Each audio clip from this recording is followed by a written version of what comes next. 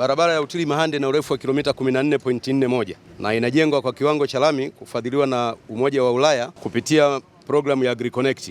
Mradi huu ulisainiwa mkataba tarehe 12 Novemba 2024 na ulipangwa kutekelezwa kwa miezi 18 hadi kufikia tarehe 29 Mei 2026. Kwa sasa tumeshatumia zaidi ya miezi 14. Gharama ya mradi huu ni shilingi bilioni 16 na milioni 500.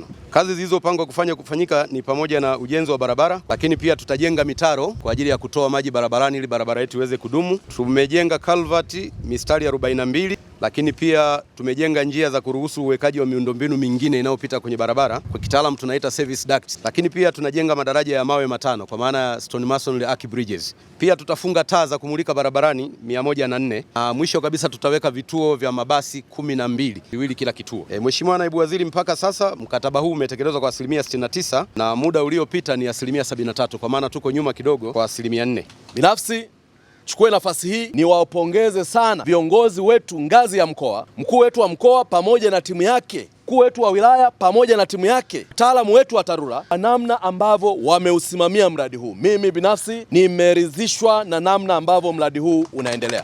Yapo mambo tumemwelekeza mkandarasi, pindi mvua zitakapotupa ahueni, aongeze idadi ya wataalamu hapa kwa maana ya manpower, aongeze vifaa hapa, lakini aongeze na muda wa masaa ya kazi ili tuweze kutimiza lengo la kuwahudumia wanambinga. Nimekagua barabara hii kuanzia mwanzo mpaka mwisho. Lengo ni kuhakikisha kile ambacho Mheshimiwa Rais amedhamiria wanambinga wakipate kinakamilika na kinawahudumia. Nitarejea hapa mwezi wa 3 katikati. Miradi hii ya kimkakati ni lazima tuisimamie vyema ili tufungue uchumi wa wananchi wetu. Tanzania itajengwa na sisi wenyewe, na uchumi wa wananchi wetu ndio kipaumbele cha Mheshimiwa Rais ndani ya serikali yetu ya Chama cha Mapinduzi.